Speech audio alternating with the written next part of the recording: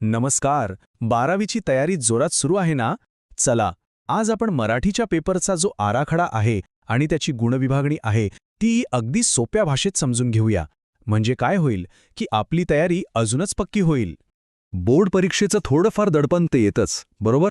आणि त्यातल्या त्यात मराठीच्या पेपरमध्ये चांगले गुण कसे मिळवायचे हा प्रश्न अनेकांना सतावत असतो.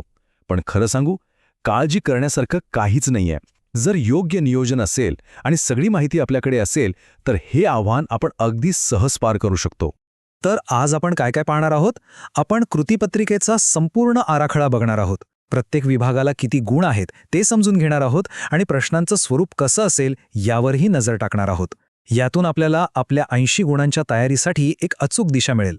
चला तर मग सगळ्यात आधी हे बघूया की हे जे 80 गुण आहेत ते या 5 मुख्य विभागांमध्ये नेमके कसे विभागले गेले आहेत. हे बघा, आपल्या समोर आहे महाराष्ट्र राज्य मंडळाने दिलेला अधिकृत आराखडा. यामध्ये गद्य, पद्य, साहित्य प्रकार, उपयोजित मराठी आणि व्याकरण लेखन या 5 मुख्य घटकांमध्ये 80 गुणांची विभागणी अगदी स्पष्टपणे दिसते.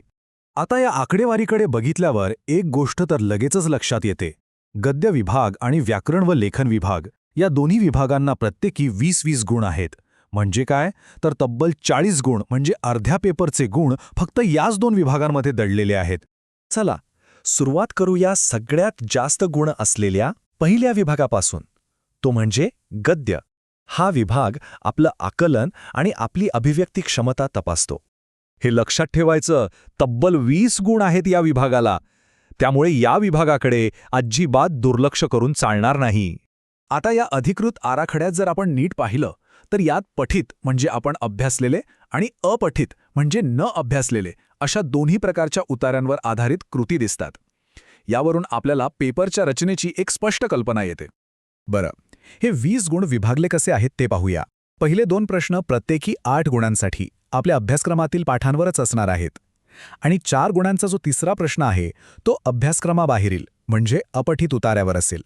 आता आपण वळूया विभाग 2 आणि 3 कडे. हे दोन्ही विभाग मिळून कविता आणि कथेवर आधारित आहेत आणि या दोघांना मिळून आहेत एकूण 26 गुण. आधी आपण विभाग 2 पाहूया, पद्य विभाग. याला 16 गुण आहेत. यामध्ये कवितेबद्दलचं आपलं आकलन, आपले विचार आणि काव्यसौंदर्य तपासलं जातं. पद्य विभागामध्ये पठित कवितेवर आधारित कृती, काव्यपंक्तींचा अर्थ स्पष्ट करणे आणि कवितेचं रसग्रहण करणे अशा प्रकारचे प्रश्न विचारले जातील. आता येतो विभाग 3 साहित्य प्रकार आणि तो आहे कथा. या 10 गुणांमध्ये कथेच्या उतार्यावर 4 गुणांची कृती असेल आणि संपूर्ण कथेच्या आकलनावर आधारित 6 गुणांची कृती विचारली जाईल. आपला पुढचा विभाग आहे उपयोजित मराठी. हा खूपच रंजक आणि आपल्या रोजच्या जीवनाशी निगडीत असा विभाग आहे. यासाठी आहेत 14 गुण. या विभागात आपण भाषेचा व्यावहारिक वापर कसा करतो हे तपासलं जातं. त्यामुळे खरं पाहिलं तर हे 14 गुण मिळवणं तुलनेने थोडं सोपं ठरू शकतं. या विभागामध्ये मुलाखत, माहितीपत्रक, अहवाल यांसारख्या घटकांवर प्रश्न विचारले जातात. आणि सगळ्यात महत्त्वाची गोष्ट म्हणजे इथे आपल्याला पर्यायांमधून निवड करण्याची संधी मिळते. आता आपण आलो आहोत शेवटच्या पण तितक्याच महत्त्वाच्या विभागाकडे, व्याकरण व लेखन. गद्य विभागाप्रमाणेच या विभागालाही 20 गुण आहेत जे आपल्या एकूण गुणांवर खूप मोठा परिणाम करू शकतात. या अधिकृत आराखड्यानुसार या विभागामध्ये व्याकरण आणि निबंधलेखन या दोन्ही घटकांवर प्रश्न असतील आणि महत्त्वाचं म्हणजे दोघांनाही अगदी समान महत्त्व दिलेलं आहे. याची विभागणी अगदी सोपी आहे. 10 गुण व्याकरणासाठी आणि 10 गुण निबंधलेखनासाठी. व्याकरणात अचूकता खूप गरजेची आहे आणि निबंधामध्ये विचारांची सुसंगत मांडणी करणं महत्त्वाचं आहे. व्याकरणातील 10 गुणांसाठी आपल्याला वाक्यरूपांतर, समास, प्रयोग, अलंकार आणि वाक्प्रचार या घटकांवर लक्ष केंद्रित करायचं आहे. नियमित सराव केला की हे गुण नक्कीच मिळू शकतात. चला एका नजरेत ही संपूर्ण 80 गुणांची विभागणी पुन्हा एकदा पाहून घेऊया.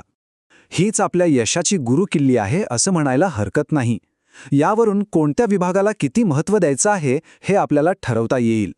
तर आता हा संपूर्ण आराखडा आपल्या समोर आहे. आता यावरून अभ्यासाची रणनीती काय असेल?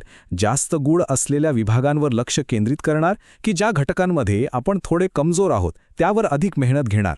याचा विचार करा, नियोजन करा आणि जोरदार तयारीला लागा. खूप खूप शुभेच्छा.